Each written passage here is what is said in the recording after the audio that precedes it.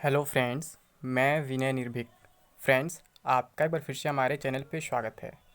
Friends, आप लोग का लगातार डिमांड आ रहा था कि मैं कुछ एक्सपेक्टेड डेट बताऊं, कुछ ये बताऊं कि सीजीएल पहले होगा या फिर आरआरबी ग्रुप डी पहले होगा या फिर दोनों एक साथ भी हो सकते हैं। ठीक है, तो आज इसी पे हम बात करेंगे। जैसा कि फ्रेंड्स आपको मालूम होगा, अभी कुछ देर पहले मैंने एक वीडियो अपलोड किया एसएससी एमटीएस को लेकर के। ठीक है, मैंने आपको बताया था कल अभी कि जैसे कि क्या है, सुप्रीम कोर्ट का एक आदेश है जिसके अकॉर्डिंग कहा जा सकता है कि 15 जुलाई तक कोई भी एग्ज़ाम कराना मुश्किल है। ठीक है, मैंने ये बात बोला था मुश्किल। लेकिन फ्रेंड्स, आपको ये भी मालूम है कि आपका एसएससी एमटीएस जो है 1 जुलाई से लेकर के 20 जुलाई तक अभी क्या है, मतलब रखा गया है डेट, उसको टेंटेटिव डेट रखा गया है, प्रस्तावित है। और अभी जैसे कि क्या है, अभी तक कोई नोटिस नहीं आया एसएससी एमटीएस को लेकर के, तो इससे साफ कहा जा सकता है कि एसएससी एमटीएस पोस्टपोन अब नहीं होगा। क्योंकि अगर होना होता तो अब तक नोटिस आ चुका होता। ठीक है, क्योंकि कम से कम 15-20 दिन पहले नोटिस दे देना चाहिए। आज 14 तारीख हो गया, 1 तारीख से एग्जाम स्टार्ट हो रहा है, अभी तक कोई नोटिस नहीं आया। तो मैंने मुश्किल वर्ड यूज़ किया था इसलिए फ्रेंड्स, क्योंकि मैं जानता हूँ फ्यूचर फ्यूचर कोई नहीं जानता है। ठीक है, इसलिए मैं एमटीएस अभी तक कोई वीडियो नहीं बना रहा था, मैं इंतजार कर रहा था कोई नोटिस आ जाए, बट कोई नोटिस अभी तक नहीं आया है। और सिचुएशन आप देख रहे हैं धीरे धीरे नॉर्मल हो रहे हैं। और आपको ये भी मालूम है, कुछ लोग ये भी सवाल कर रहे हैं कि अभी कुछ राज्यों में लॉकडाउन चल रहे हैं तो क्या होगा, कुछ राज्यों में बस ट्रेन नहीं चल रहे हैं। जैसे कि लोगों ने कमेंट किया एमटीएस वाली वीडियो पे कि बंगाल में बस ट्रेन 1 जुलाई तक स्टार्ट नहीं है, तो कैसे क्या होगा।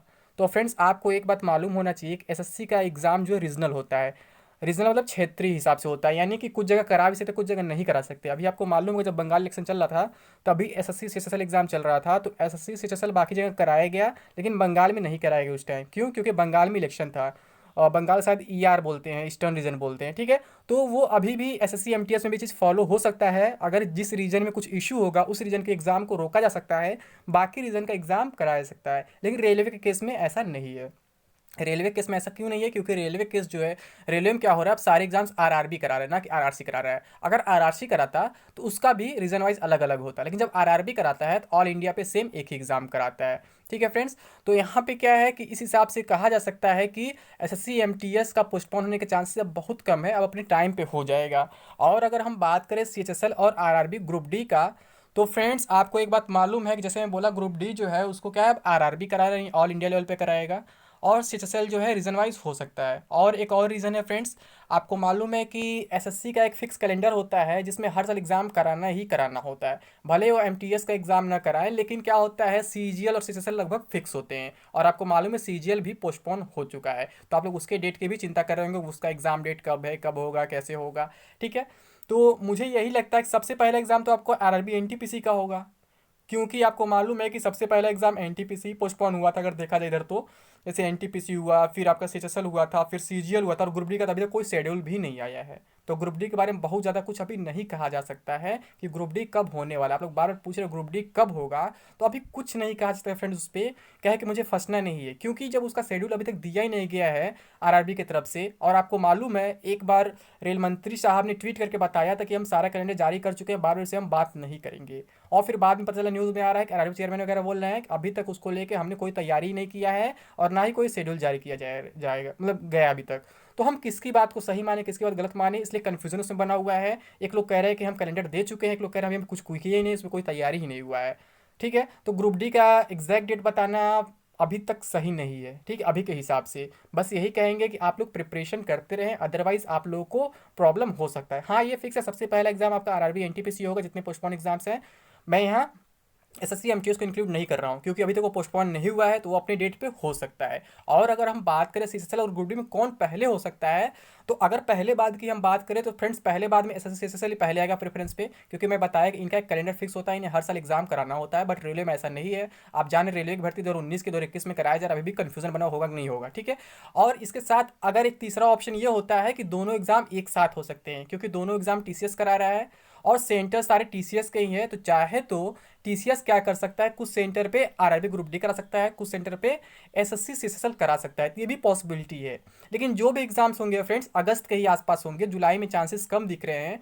क्योंकि जुलाई में कुछ डेट्स अब बच नहीं रहे हैं। हो सकता है जुलाई में एनटीपीसी आपका हो जाए, लेकिन ग्रुप डी के कोई चांसेस नहीं है।